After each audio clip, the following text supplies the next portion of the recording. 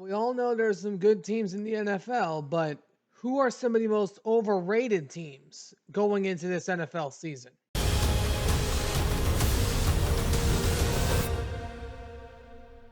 It's football time.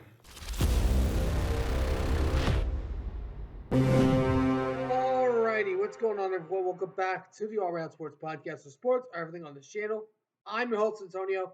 Today, we are doing another top 10 list as we are going to be going over my top 10 most overrated NFL teams entering this upcoming year.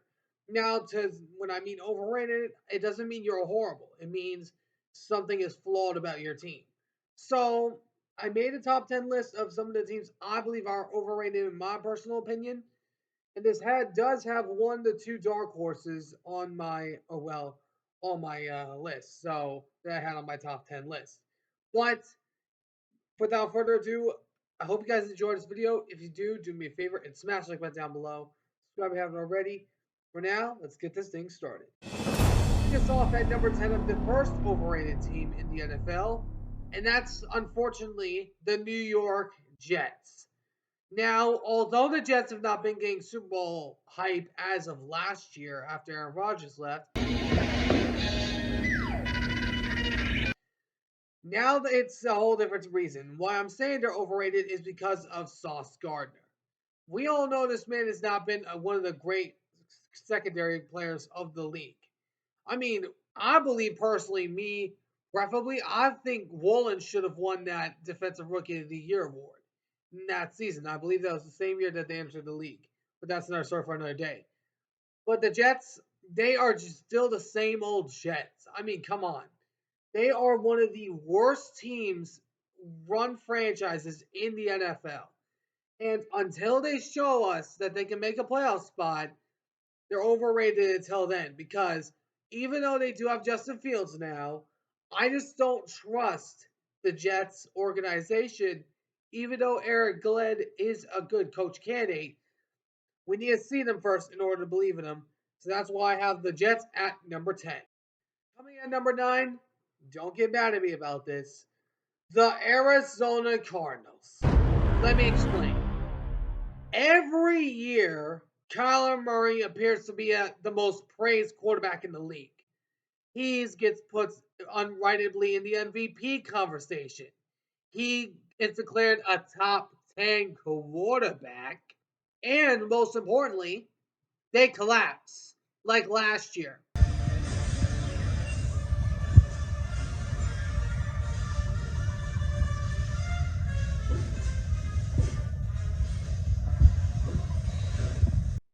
They were awful last year.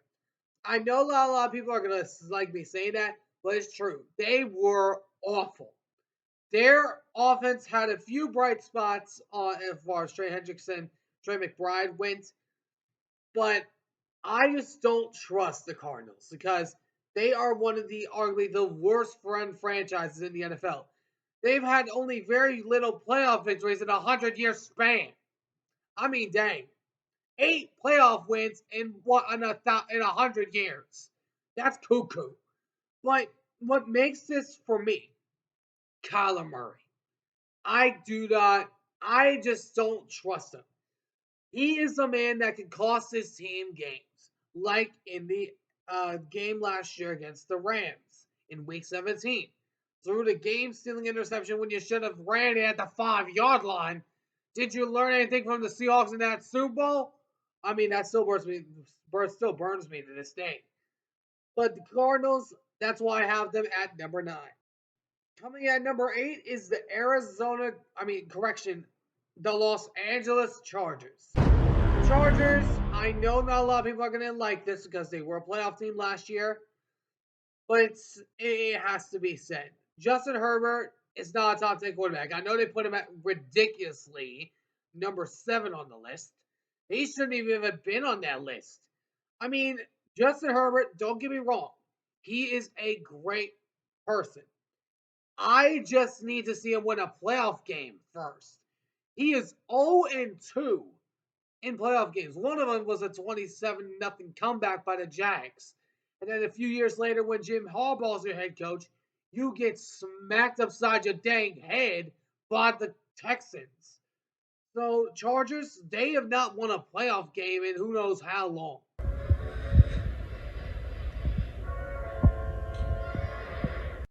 The Chargers, the last time they were anywhere near relevancy was when Philip Rivers was with the squad. This Chargers team is just not a top 10 unit. I know they were the leading scoring defense last year, but you lost to Joey Bosa and a few other big pieces. And that's why I have the Chargers coming in at number 8. Coming in at number 7, one of my dark horse teams I had, unfortunately I have to put them on here because you have to, is the Chicago Bears. The Bears, I don't think any story has to be said. The Bears have not won a playoff game in a while. Ever since, I don't even know the last time. But the Bears, I just think that people, I don't necessarily think that it's the playoffs that are being overhyped because I think that's a possibility. It's the division. I mean, come on. The Lions are still in the division. The Packers are still in the division.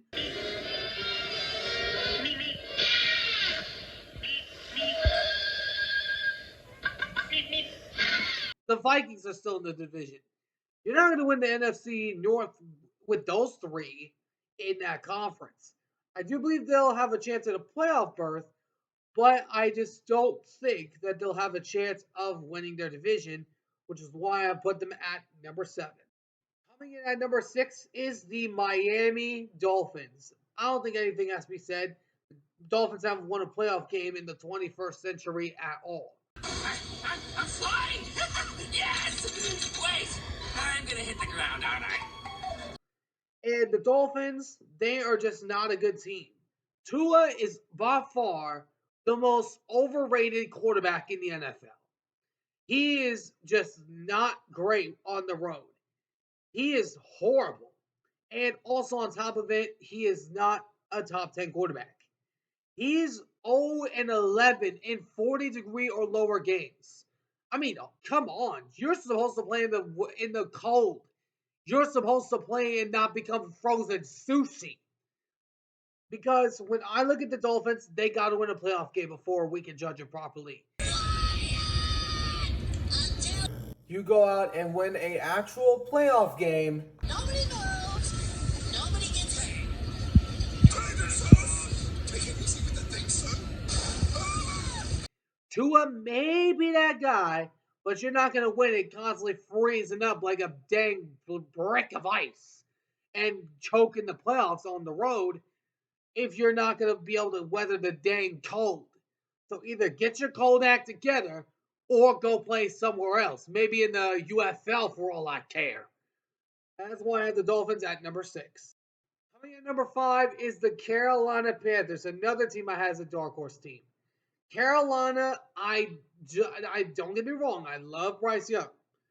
I'm not like the Bears. I'm not necessarily ruling it the playoffs out, but it's the division. I've already seen one cuckoo guy putting up the Panthers to win the division. I mean, Panthers over the Falcons and Bucks? Heck no. I mean, whoever put that up will probably be ashamed of their pick by the end of the next season.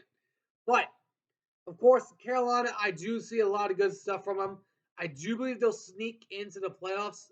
Maybe that's a big maybe, but that's why I have the Carolina Panthers at number 5. Coming at number 4 is the Indianapolis Colts. The Colts have already been hyped up to be a playoff team. Yeah, I don't think so, man, because the Colts, they are horrible. I know that there's some of their draft picks was good, like Tyler Warren and JT, but Anthony Richardson or Daniel Jones is going to be your quarterback. I mean, do you really trust any of those two to help you get a playoff berth?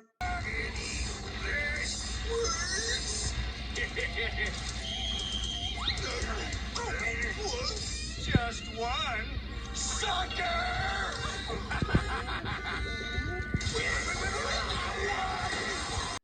Nope. And to Anthony Richardson, if you lose this QB battle, I'm sorry, but you're done in the NFL. You're not going to get a starting job anywhere else again. You're probably going to go to the CFL for all we care. Because Colts, I love me some Anthony Richardson. I want him to succeed. But constantly, time and time again, he always fails. Every time. So Colts, I love what their team's doing, but I just think it's going to be a little while before we see them in the playoffs again. And that's why I have the Colts at number 4.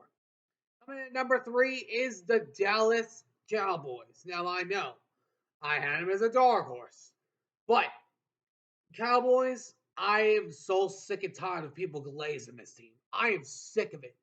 I mean, already some people are thinking they're going to make the playoffs in that loaded division.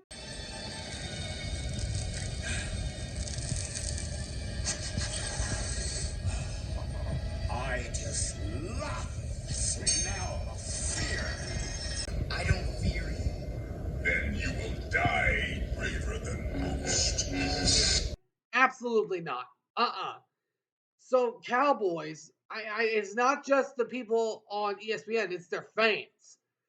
They are already thinking they're going to make the playoffs. I mean, have y'all seen your schedule? Have y'all even seen it? Have y'all taken out your magnifying glass and actually looked at it? Because I don't think you have.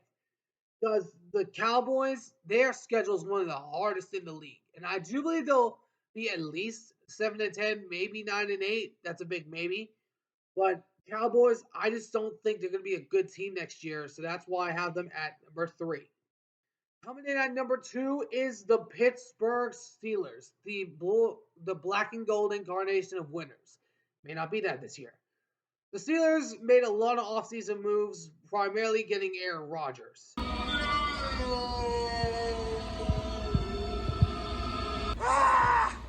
And then also getting DK Metcalf, Jonnu Smith, and also Jalen Ramsey. But I just don't think the Steelers are going to be great at all.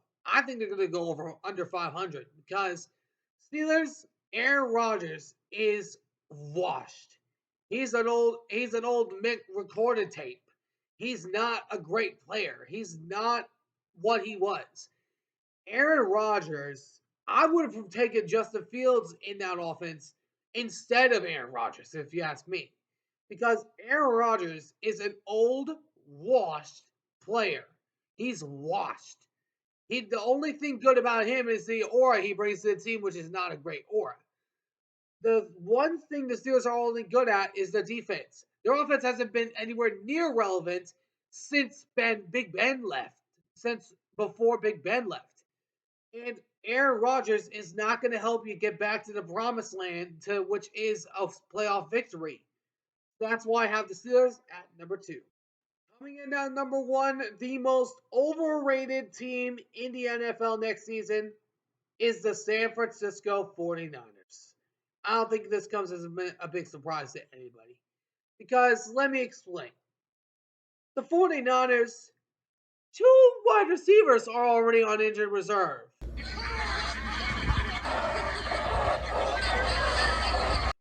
Ricky Pearsall and Brandon Ayuk. I mean, already we are seeing injuries prone left and right. They can get injured going on the dang practice field. They can get injured going on the dang gun plane. I mean, dang. I thought the 49ers had one of the best off seasons in the NFL. Your draft had a D. The only 2 pickups you make up in the offseason in free agency are Mac Jones and Demarcus Robinson. Like, what? I mean, I thought y'all said, "Oh, this is the best offseason we had in a while." Oh man, we're gonna make the playoffs. Oh, we're gonna make the playoffs. We're gonna make the Super Bowl. Well, what do you got to prove that exactly? I feel pretty sorry for the next guy who looks at me funny. What about that guy? Robert Sala, we all know that he is a good defensive coordinator. That shouldn't have been a head coach in the first place. And on top of it all, how exactly do we know that he's going to make this defense better? Just look at the Jets last year. His defense through the first 6 weeks had a record of 3-3 and finished the season 5-12. Now he was fired halfway through the season, but when he was there, he never succeeded. His defense was high notch every time. But Zach Wilson and Zach White constantly made that horrible. And if it were me, I think the Jets should have gone after someone else. But that's not stuff for another day. 49ers. How exactly do you have a good defense with 6 key defensive players lost? Dre Greenlaw, Talil Funga, Charvarius Ward, Malik Collins, Javon Hargrave, and Leonard Floyd. How exactly is that better?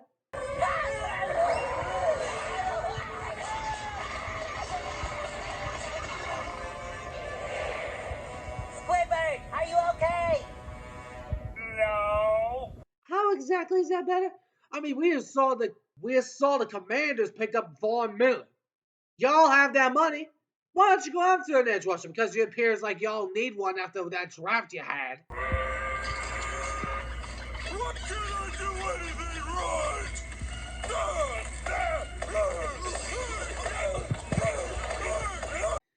I mean, dang, the 49ers, I thought they're offseason, and now Jamal Jennings wants his money.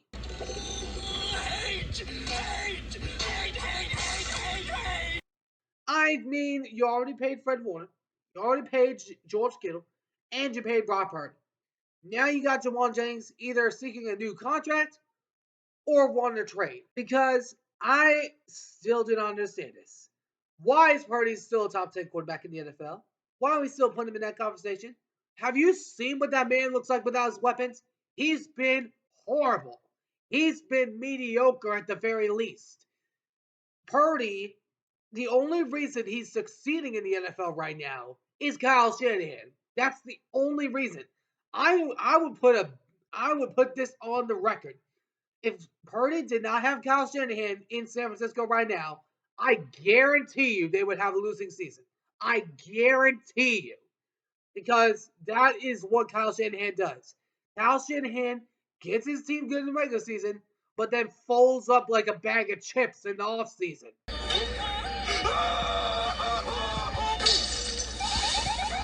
That's what he is. It's who the Niners are. It's who they've been for recent years. So, Niners, unless you can get your injury prones under control and not get injured every dang second, y'all ain't going to make the playoffs, nor probably even make an NFC championship game for all we care. And that's why I have the 49ers at number 1. Now, to recap the list, I have the Niners 1, Steelers 2, Cowboys 3, Colts 4, Panthers 5, Dolphins 6, Bears 7, Chargers 8, Cardinals 9, and the Jets at number 10. Let me know in the comments what you guys think down below. Anyway, but let me know in the comments what you guys think. Who do you guys think it should be on this list? Who do you guys agree with on my list? Who do you disagree with? Let me know in the comments what you guys think down below. Anyways, hope you guys enjoyed. If you did, do me a favor and smash like button down below. Subscribe if you haven't already. Till next time, I'll see you all in the next one. Ciao for now.